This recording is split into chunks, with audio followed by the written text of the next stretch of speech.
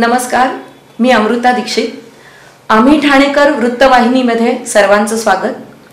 प्रथम आजच्या ठळक घडामोडी. हरवलेले रामायण पुन्हा कलावंताच्या चिमटीतून उमटले आहे. कला अधिक रामायण आणि आपली भारतीय संस्कृती याचे दर्शन यातून घडेल असे प्रतिपादन ठाण्याचे भूषण आंतरराष्ट्रीय कीर्तीचे चित्रकार विजयराज बोधनकर यांनी केले. श्री कौपिनेश्वर सांस्कृतिक न्यासाच्या वतीने गुढीपाडव्या निमित्त आयोजित केलेल्या नववर्ष स्वागतयात्रेमध्ये रंग भरण्यास प्रारंभ झाला आहे. नौपाडा विष्णुनगर येथील महापालिका शाळा क्रमांक 19 येथे वेद कट्टी यांच्या रंगवल्ली परिवाराने साकारलेल्या रंग रामायण या रांगोळी प्रदर्शनाचे उद्घाटन शनिवारी चित्रकार बोधनकर यांच्या हस्ते पार पडले. यावेळी न्यासाचे अध्यक्ष उत्तम जोशी, कार्याध्यक्ष संजीव ब्रह्मे, सचिव डॉ अश्विनी बापट, विश्वस्त अरविंद जोशी, विद्याधर वालावलकर, वंदना विद्वांस, निमंत्रक तन्य दांडेकर, सहनिमंत्रक निखिल सुळे, भरत अनखिंडी, शंतनू खेडकर, कुमार जयवंत आदी उपस्थित होते. गुढीपाडव्या निमित्त होणाऱ्या रांगोळी प्रदर्शनाचे हे 9वे वर्ष आहे. आपल्या व्यस्त दिनचर्येतून रांगोळी साकारणाऱ्या कलावंतांचे कौतुक करून चित्रकार बोधनकर यांनी हरवलेले रामायण पुन्हा कलावंताच्या चिमटीतून उमटल्याचे सांगितले. पहिले तर मी आमचे मित्र कट्टी आणि सर अनेक जी मंडळी आहे त्यांचं धाडस असं आहे की ही कला अशी आहे मोठी दुःख देऊन जाते. पहिले आनंद देते आणि नंतर दुःख देते. श्री कौपिनेश्वर सांस्कृतिक न्यास आणि रंगवल्ली परिवार यांच्या संयुक्त विद्यमाने हे श्रीरामचंद्रावर आधारित रांगोळी प्रदर्शन आपण आणि तसेच आपलं शिवाजी महाराज राज्याभिषेकाला 300 वर्ष आपलं पूर्ण होत आहेत. 350 वर्ष पूर्ण होत आहेत. त्यानिमित्ताने आपण आरमार प्रदर्शन ठेवलेलं आहे. या प्रदर्शनाची आत्ताच आपण उद्घाटन विजयराज बोधनकर यांच्या हस्ते आपण उद्घाटन करून घेतलं. हे आजपासून 10 तारखेपर्यंत सकाळी 10 ते संध्याकाळी 8 चालू राहील, दिवसभर चालू राहील. तर सगळ्या नागरिकांनी हा आस्वाद घ्यावा आणि तसेच त्यांचे रंगवल्ली परिवारचे जे काही कलाकार आहेत त्यांचे खरंच मी आभार मानतो. ते दिवस रात्री इथे कष्ट करून खूप सुंदररित्या म्हणजे प्रत्येक रांगोळीचे जो राम आहे नंतर जटा आहे ते प्रत्येकाचे एक्सप्रेशन हे बघण्यासारखे आहेत. तर मी सगळ्यांना विनंती करतो की इकडे प्रत्येकाने यावं आणि प्रत्येकाने ही रांगोळी आवर्जून बघावी. तसंच इथे जहाज शिवकालीनची जहाजाची प्रतिकृती आहे या सुद्धा आपण प्रत्येकाने येऊन बघाव्या, त्याचे फोटो काढावेत. आणि तसंच आता आपला हा कौपिनेश्वर सांस्कृतिक न्यासाचं स्वागत यात्रा आहे 3 दिवसांनी. त्याचे विविध सांस्कृतिक कार्यक्रम आजपासून सुरुवात झालेले आहेत. उद्या 2 दिवस आपले कौपिनेश्वरच्या प्रांगणात कार्यक्रम सुरू होत आहेत. तिकडेही प्रत्येकाने हजेरी लावावी असं मी सर्वांना आवाहन करतो. आणि मी आमच्या अध्यक्षांना विनंती करतो की त्यांनी स्वागत करावं. तसेच वेद गट्टी जे आहेत त्यांचेही पण स्वागत करावे.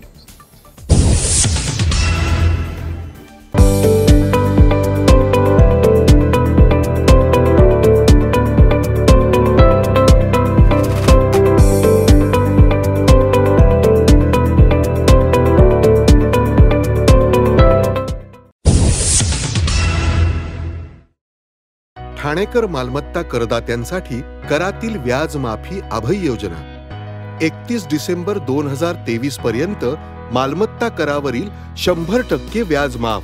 तसेच 1 जानेवारी ते 15 जानेवारी 2024 या कालावधीमध्ये मालमत्ता करावरील 75% व्याज माफ. त्याचप्रमाणे 16 जानेवारी ते 31 जानेवारी 2024 या कालावधीमध्ये मालमत्ता करावरील 50% व्याज माफ. तरी सदर व्याज माफीच्या अभय योजनेचा ठाणेकर करदात्यांनी लाभ घ्यावा. महानगरपालिकेच्या कोणत्याही संकलन केंद्रावर कर भरण्याची सोय आहे. ATM, डेबिट, क्रेडिट कार्डद्वारे कर भरण्याची सुविधा उपलब्ध करून देण्यात आली आहे. सोमवार ते शनिवार या दरम्यान सकाळी 10:30 ते सायंकाळी 5 वाजेपर्यंत संकलन केंद्राची वेळ असून करदात्यांच्या सोयीसाठी रविवारी संकलन केंद्र सकाळी 10:30 ते दुपारी 1:30 वाजेपर्यंत सुरू ठेवण्यात येत आहेत. यासोबतच ठाणे महानगरपालिकेच्या propertytax.thanecity.gov.in या संकेतस्थळावर ऑनलाईन पद्धतीने मालमत्ता कर भरण्याची सुविधा उपलब्ध करून देण्यात आली आहे. तसेच गुगल पे, फोन पे, पेटीएम आणि भीम ॲपद्वारे आपला कर सुलभतेने जमा करू शकता. ठाणे महापालिका क्षेत्रातील सर्व करदात्यांना विनंती आहे की आपण या व्याज माफी अभय योजनेचा जरूर लाभ घ्या आणि आपला मालमत्ता कर लवकरात लवकर महापालिकेमध्ये जमा करून महापालिकेस सहकार्य करा. धन्यवाद. गुढीपाडव्याचा सणानिमित्त बाजारपेठा देखील सजल्या आहेत. बाजारात विविध प्रकारच्या आकर्षक मिनी गुढी विक्रीसाठी दाखल झाल्या आहेत. 150 रुपयांपासून ते 1500 रुपयांपर्यंत सर्व प्रकारच्या गुढींची विक्री होत आहे. सध्या ग्राहकांची देखील या गुढी खरेदीला पसंती मिळत असून आणखी खरेदी वाढणार असल्याचे व्यापाऱ्यांनी सांगितले आहे.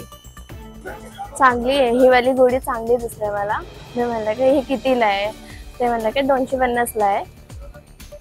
घ्यायला आले, व्हरायटी खूप आहे त्यांच्याकडे.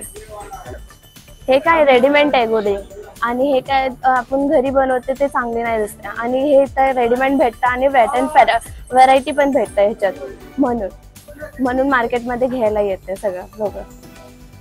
पण ह्याच्यात व्हरायटी आहे ना, ह्याच्यात खूप तुम्हाला कलेक्शन पण भेटेल ह्याच्यात. आणि घरी बनवायला कशी छोटी मोठी चांगली पण नाही दिसेल, म्हणून ह्याच्यापेक्षा ही छोटी पण आहे मोठी पण आहे. तुम्हाला जो हवे तो हे घेऊ शकता. मोठी पण मला ही वाली गुढी आवडली. गुढीपाडव्याच्या निमित्ताने आपल्याकडे वेगवेगळे गुढ्या आल्या आहेत, छोटे आणि मोठे. त्याहून ही एक गुढी आहे ती आपल्याला 150 रुपयेपर्यंत येणार आणि त्यामध्ये मोठी पण गुढी आहे ती आपल्याला 250 रुपयेपर्यंत येणार. आणि जसे आपल्याकडे खणामध्ये पण आली आहे गुढी, ती आपल्याला 650 750 पर्यंत येणार. त्याहून जर अजून हेवी रेंज मध्ये पाहिजे आपल्याला तर आपल्याला 1500 रुपयेपर्यंत गुढी येणार. ते त्यांची रिक्वायरमेंट वरती असते आणि जास्त करून ही छोटे गुढी कशा घरात किंवा गाडीमध्ये ते लोक ठेवायला कामाला येते त्या लोकांना. आणि ही जे मोठीवाली गुढी आहे ते लोक बाहेर ठेवतात असं.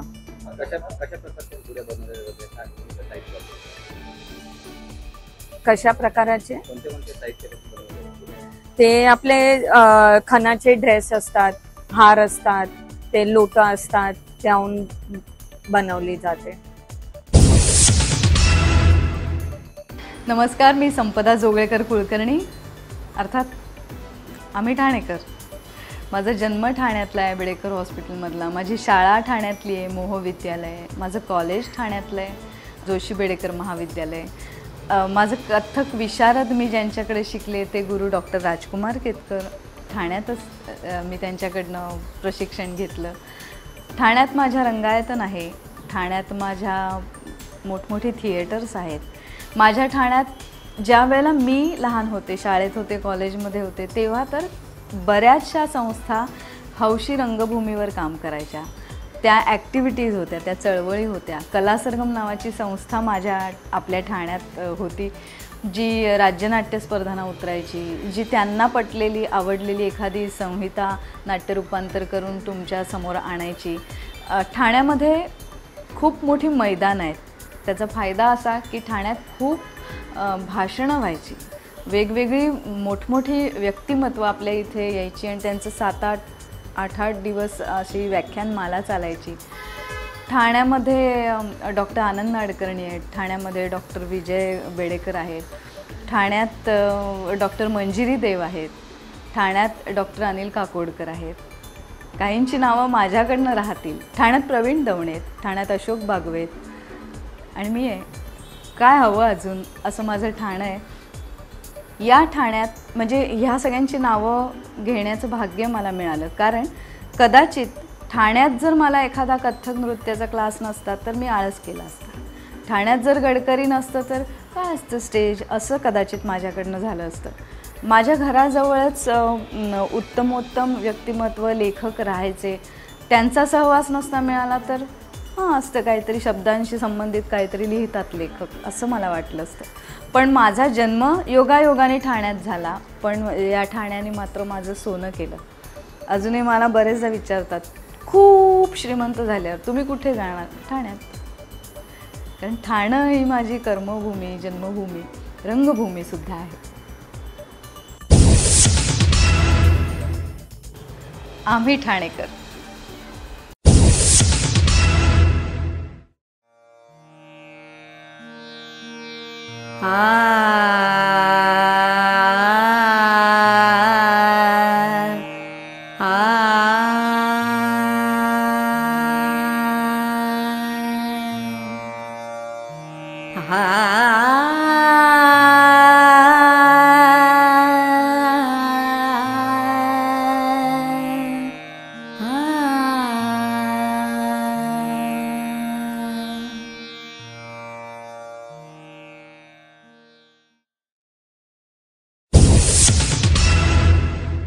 आम्ही ठाणेकर.